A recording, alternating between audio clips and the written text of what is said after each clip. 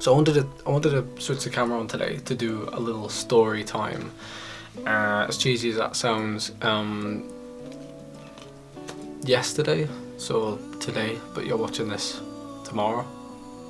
Today is the 4-year anniversary of me winning the under 23 British Road Race Championship, and being that it was kind of like, maybe not like a turning point in my career, but it was like a decisive point where I kind of knew that, I realised that I was, good enough, and putting in the work and stuff, and the results come and all that kind of stuff. That came there, and that was like the first sign that I could believe in myself to do more. So without further ado, this video is just going to be pure raw storytelling video. It's probably going to be quite long, so sit back, relax, grab me popcorn, and I'm going to run you through the time I won the British under 23 road race champs. Okay, so let's rewind to 2014. It must have been, I don't know, like the month before. So we raced the Tour of Japan, and at the time we were running for Laverack on the GLT. We had some pretty solid riders on the team, Hugh Carthy, Rich Handley, Mike Cumming, Luke Mella, all these guys. We had some of the older, more experienced riders, Christine House, etc, etc. The Tour of Japan went really badly for me that year.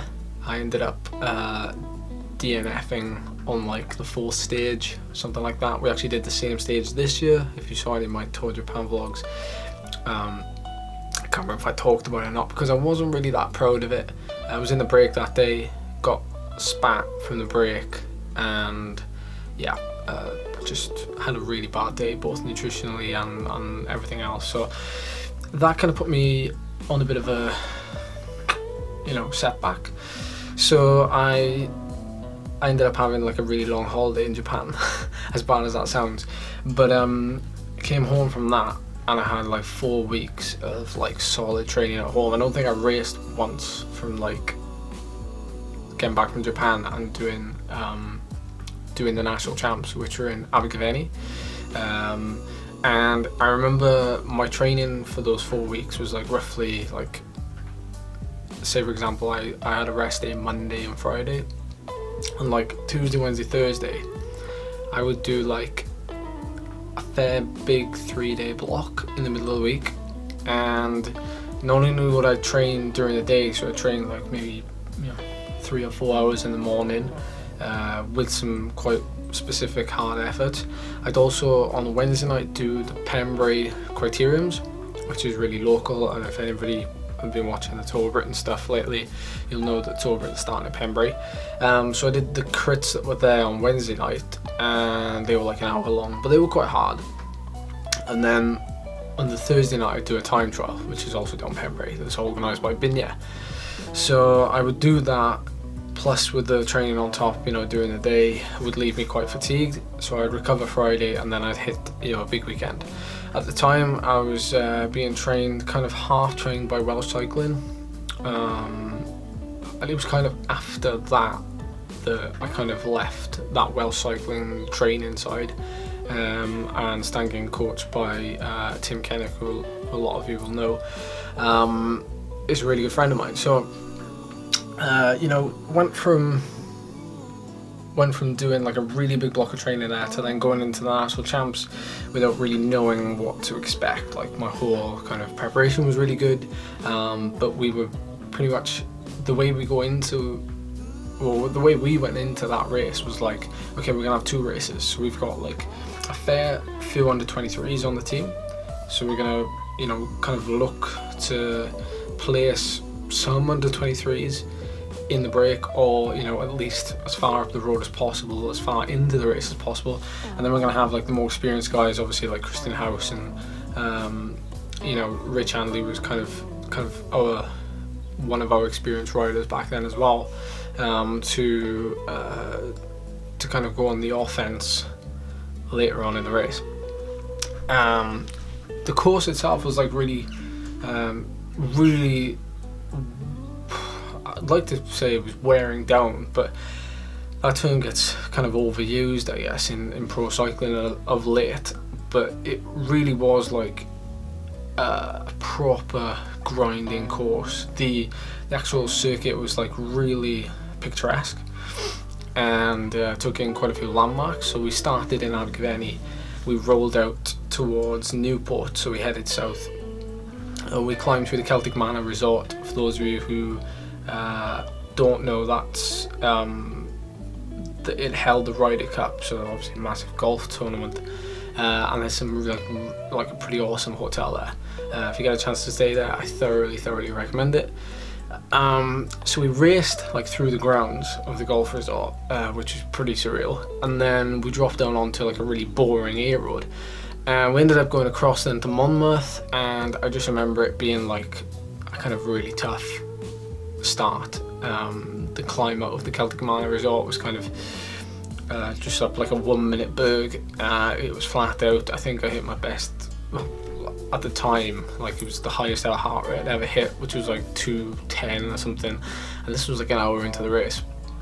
At the time as well, it's worth noting that we didn't have power meters, so we didn't get power meters till the year after. And again, that was when Tim Kennick started coaching the team, and he was like, look, adamant, it's like the 21st century, we all need power meters. So we were just going on heart rate and feel. So really from there, like, I mean, it kind of gets even more kind of fairy tale type story. I don't know how else to say it really. It was just like I get quite like nostalgic talking about this, but what followed was kind of like the most epic part of my career after that point. We ended up coming out of Monmouth, and I think the break had formed, and you know, there was a number of Sky riders in it. There were pretty sure Alex Dowser at the time was riding for Movistar. David Miller was at the time riding for Garmin, whatever they were called at the time. They were in the break, and we came into this little village called Tintern, and there's a great little abbey there, full of history, and also a really good coffee shop. So if you're ever in the area, like it's quite famous with pro riders actually, but a lot of amateurs stop there. It's quite a nice place. We passed that coffee shop, and we took like a sharp left off the main road. We straight up this lane, and the lane itself like was probably like the main climb on the circuit. And just so happens that as we made the sharp left onto it, I was like fifth wheel, and like it kind of stalled at the bottom of the lane onto the climb itself. The climb must have been about 10 minutes long.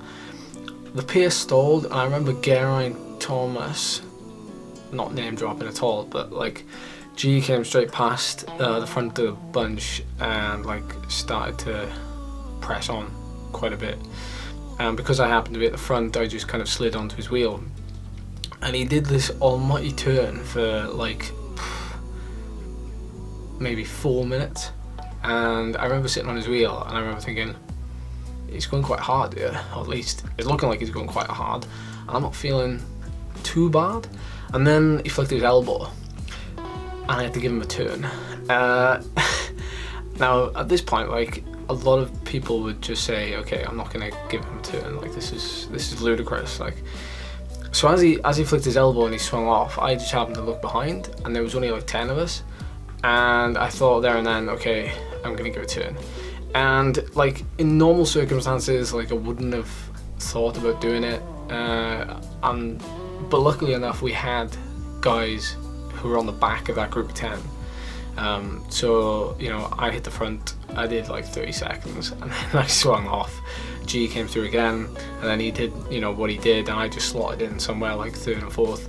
We got over the top of the climb, and that was it. You know, and as a lot of you I'm sure are aware, like the national champs in the UK, they tend to end on like a little kind of finishing circuit, mainly because it makes for great TV coverage.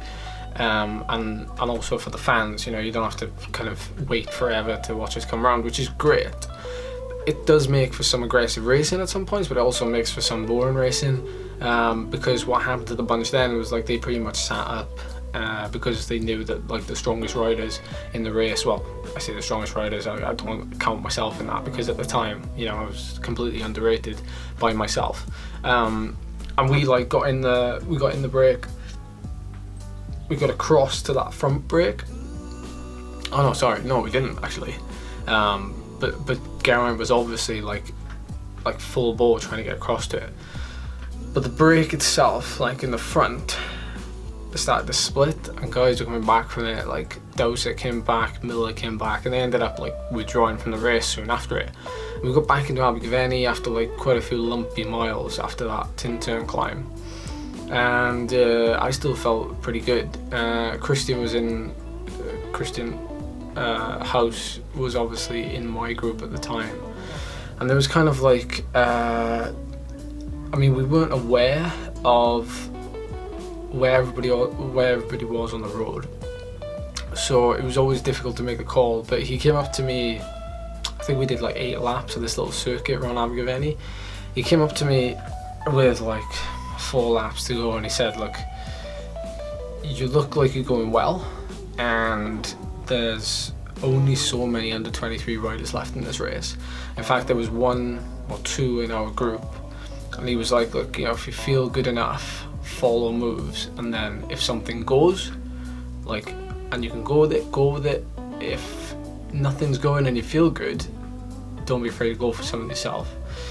And this was like kind of, it was so alien to me, because I'd never been given kind of the free range or the authority, if you like, to have like the leash taken off me. So to go and do what I did, and I mean, I don't know if there's any photos, I'm sure I can find some that I can just flash up on the screen through this video, but the going for the under 23 jersey was then my only concern. And Christian was like, you know, we'll kind of look after ourselves, whoever's left in this group, in terms of Rafa Condor riders.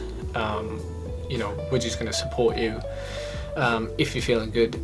Turns out I was feeling good, and I tried to go with a few moves, got really excited, and then like had to have 1 lap, like I had to take a steady because I knew it'd gone like way too deep. And then like the last 2 laps, the pace got really hot, and a lot of riders were shelled from, well, I say a lot of riders, our actual brake behind the main brake that was pretty much gone, you know, the Pete Kenner group and the Ben Swift group, you know, it was just gone. So our group was getting like smaller and smaller, and then we got to like the last 2 laps, the last lap and a half, and there were some big moves going, and I managed to follow one that pretty much put me into the jersey. And I think there was like 3 or 4 of us, and Geraint was in that group as well. And he said to me, he came up to me at the time, and he was like, are you under 23? And I said, yeah, I'm under 23. Well, I didn't say it like that. I was like, yeah, I'm under 23. And then meanwhile, he was just so calm. And yeah, he said, well, you know, if you're under 23 and there's nobody else here, then, you know, I've got nothing to lose, I'll pull as well.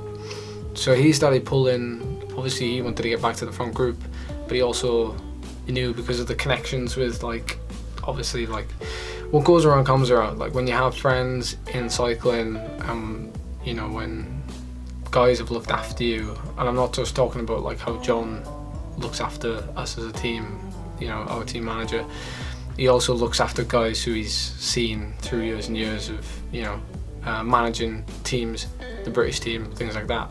So Geraint was kind of always thinking, well, not always thinking, but he was being very kind, I guess, in a way that trying to look after me and making sure I wasn't dropped from the group. And then the last lap, it was kind of every man for himself, and you know, I did struggle the last lap. Really kind of pushed you know, what I thought I could do to another level, and I ended up coming in like 12th in the actual event. I think it was like 21 finishes. But you know, people always talk about, or people don't talk, but you know, there's always kind of, and I posted on social media yesterday that, you know, yes, I was under 23 champ, you know, and that was like a massive achievement for me. Lots of people congratulated me about it. I even got my own custom saddle, which I'm gonna put a photo up right here. And yeah, it was like, that wasn't the biggest achievement for me. The biggest achievement for me was almost getting a top 10 in our own national championship against, you know, what was kind of a Team Sky filled top 10, you know, and the way it was raced, kind of, you know, not being the protected rider, not being, you know, nobody kind of looked at me at being up there in the race. And I've always loved that. I've always loved being like the underdog, and the lack of understanding from people. Like, they don't realise that, yes, you know, you're good enough to do it, but they don't know yet if you are good enough. And I think when I did that, like, it was a culture shock for myself, but then it gave me so much confidence going forward. I think a lot of people, you know, even if you know, you watch this channel, you could take inspiration from this from this story, but the story itself, like, is only half the story.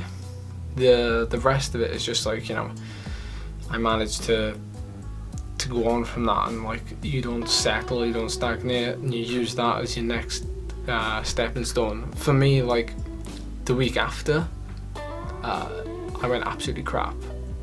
I did the next Premier Calendar race, which was exactly 7 days afterwards, and I was useless, and I pulled out after like 40 miles. No explanation whatsoever, and I actually got ridiculed for, like, you know, how can you be so good one week and then no good the next? But that is, I mean, that's your body, that's fitness. Like, what do you expect? You don't expect somebody to perform one week and then not the next, you know. Although common sense would tell you they could, but it's not always the case. So, but, you know, going away from that, like, you know, having a good 2014 and then pushing on, and it's kind of just gone in leaps and bounds, really. And I'm not trying to, you know, that is the story. It's not, there's nothing else to add to it. Obviously there is more stories, but it's just because this popped up today, I was like, I've got to get this out. I've got to actually get it down, document it on YouTube as a video, because I can't be bothered to write it down. And at some point in the future, it's going to come back up, and I'm just going to say, well, you know, you don't need to ask me. You can just watch this YouTube video where I explained it all in the comfort of my bedroom, which needs redecorating. But aside from that, it was a pretty cool day, and you know, I mean, everybody's debt for their support and everything up to it, through it, after it, just, it was phenomenal, and I really enjoyed. So I hope you enjoyed the story as well. I hope it's whiled away 20 minutes of your evening. I know it's a long time to watch a video, but at the same time, it's like, it's a proper story, yeah. If this was a bedtime story, I'd still be talking, but yeah, I hope you enjoyed, and yeah, I'll catch you on the bike soon, I hope. Cheers.